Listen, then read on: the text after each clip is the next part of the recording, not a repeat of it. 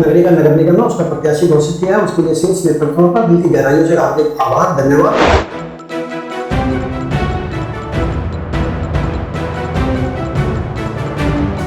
मुद्दे की अगर बात करें तो पिछले 4 सालों से जब तक ये नगर निगम पंचायती राज से सीधा नगर निगम में तब्दील हुआ,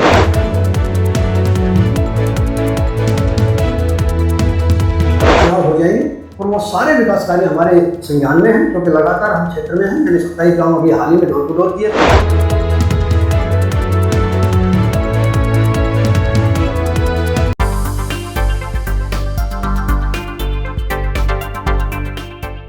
गुरुग्राम के मानेसर में 3 साल बाद नगर निगम चुनाव हो रहे हैं और ऐसे में नगर निगम चुनाव के लिए नामांकन का आज आखिरी दिन रहा और इसी कड़ी में भाजपा के नेता सुंदरलाल सरपंच ने बतौर भाजपा मेयर प्रत्याशी के लिए नामांकन दाखिल किया। सुंदरलाल यादव के नामांकन के लिए राव नरवीर सिंह और जिला अध्यक्ष कमल यादव समेत तमाम नेता भी मौजूद रहे। राव नरवीर ने जनता से अपील करते हुए कहा कि अगर किसी क्रिमिनल को वोट करोगे तो फिर यहाँ फिरौती जैसी घटनाएं आम हो जाएंगी, इसलिए अपना वोट सोच समझ कर दो।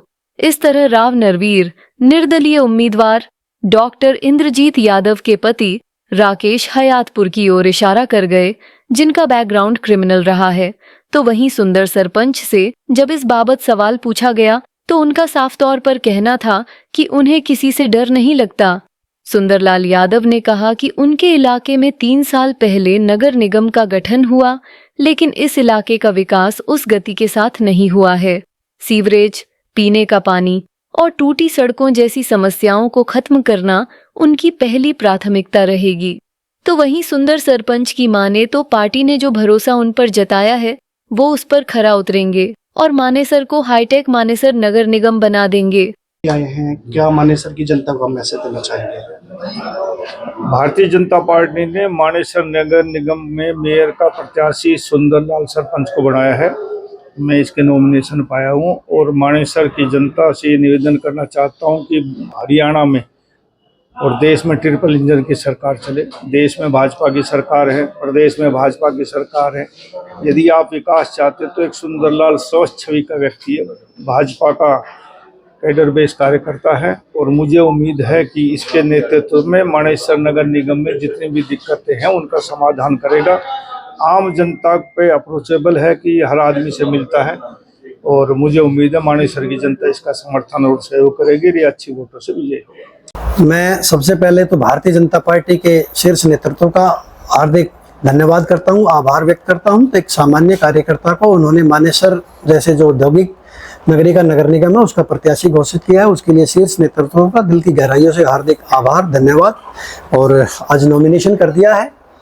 नॉमिनेशन के बाद जनसभा भी की है और उसके बाद अब शाम को कार्यकर्ताओं की बैठक भी बुलाई है।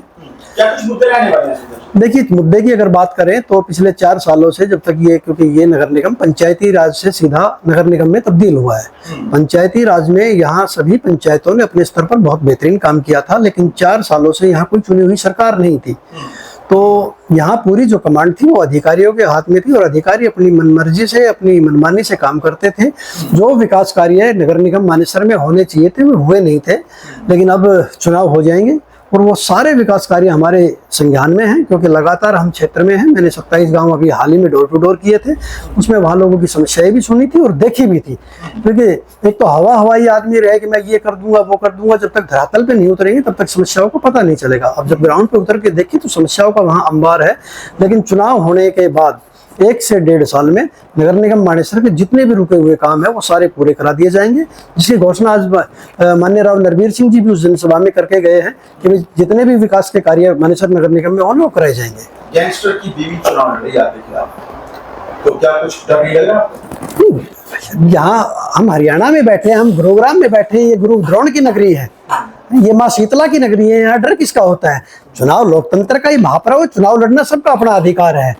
लेकिन वो क्षेत्र के देवतुल्य मतदाता और यहाँ की जनता तय करेगी कि उनका रखवाला कैसा हो, उनका सेवक कैसा हो। तो मुझे नहीं लगता कि इस तरीके के लोग को कोई व्यक्ति अपना वोट देगा। और भाई, जब सबसे बड़ी बात आप समझिए, हमारे साथ सीधा व्यक्ति रात में 2 बजे भी मेरे पास मेरी कोई बहन भी घर अकेले आ सकती है। जो व्यक्ति स्वयं 10 लोगों की सुरक्षा में रहता हो वो दूसरों को क्या सुरक्षा देगा?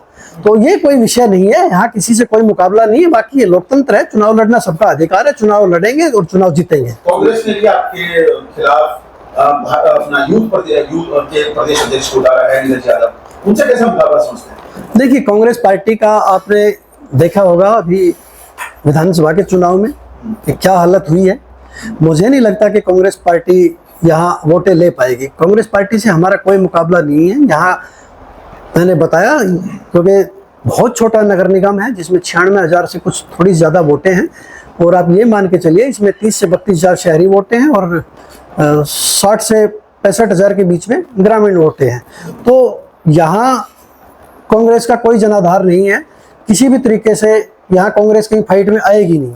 सुंदर जी, ग्रामीण और शहरी क्षेत्रों की अलग अलग समस्याएं होती हैं, आपने क्या कुछ ऑब्जर्व किया मेयर बनते ही सबसे पहले उन्हें देखिए, ग्रामीण अंचल की अगर बात करें तो कुछ गांवों में जैसे अभी पीने का पानी नहीं है, ऐसे ही कुछ सेक्टरों में भी पीने का पानी नहीं है। तो सबसे पहली व्यवस्था वो रहेगी। ग्रामीण अंचल में रोजगार एक बड़ा मुद्दा है। हमारे यहाँ नया औद्योगिक क्षेत्र फेज 6 के रूप में आ रहा है, तो हमारा प्रयास रहेगा कि स्थानीय लोगों को पहले रोजगार दिया जाए। गाँव जगह जगह नगर निगम के द्वारा खोद दिए गए हैं, कहीं पाइपलाइन टूटी है, नालियाँ ब्लॉक हैं, बेसहारा पशु रोडों पे आपको घूमते दिखेंगे। शहरों में आ जाओ, 24 मीटर के रोड जगह जगह रुके हुए हैं, रोडों में गड्ढे बने हुए हैं, ग्रीन बेल्ट पे अवैध कब्जे हैं या ग्रीन बेल्ट मेंटेन नहीं है। तो वो सारी समस्याएं, क्योंकि मैं तो लोगों से पिछले 8-9 सालों से लगातार जुड़ा हुआ हूँ, तो उन सारी छोटी से बड़ी समस्याओं से अच्छी तरह वाकिफ हूँ। एक बार चुनाव हो जाते हैं, चुनाव के बाद जैसे ही नगर निगम की जो ये छोटी सरकार है इनका शपथ हो जाएगा, उसके लिए माननीय मुख्यमंत्री जी माननीय हमारे जो दोनों हमारे दिग्गज नेता हैं उनके साथ बैठ के, नगर निगम के अधिकारियों के साथ बैठ के बहुत जल्दी जितने भी रुपए कैसा मिल रहा है सुंदर? बहुत बढ़िया भाई साहब। मैं रात में 8 साढ़े 8 बजे के आसपास यहाँ टिकट की घोषणा हुई थी और मैंने सुबह 10 बजे का आज कार्यक्रम यहाँ किया था कि आज नॉमिनेशन करेंगे और नॉमिनेशन के बाद जनसभा रखेंगे। तो आप ये मान के चलिए कि 3,000 से ज़्यादा लोग सिर्फ रात में यहाँ सुबह मेरी जनसभा में पहुंचे हैं। तो मैं अपने नगर निगम मानेसर के जो मेरे देवतुल्य जनता है, मतदाता है, उनका आभार व्यक्त करता हूं कि एक छोटे से संदेशे पे वो इतनी बड़ी संख्या में आए। कोई यहाँ किसी से मुकाबला नहीं है। मानेसर नगर निगम एक चुनेगा, नेक चुनेगा। बता दें कि सुंदरलाल यादव पिछले काफी वर्षों से पार्टी से जुड़े हैं और पार्टी के प्रचार प्रसार में हमेशा आगे रहे हैं। यही वजह है कि भाजपा ने सुंदरलाल यादव पर भरोसा जताकर उन्हें टिकट दी है। फिलहाल ये तो आने वाला वक्त ही बताएगा कि जनता मानेसर नगर निगम से अपना पहला मेयर किसको बनाती है।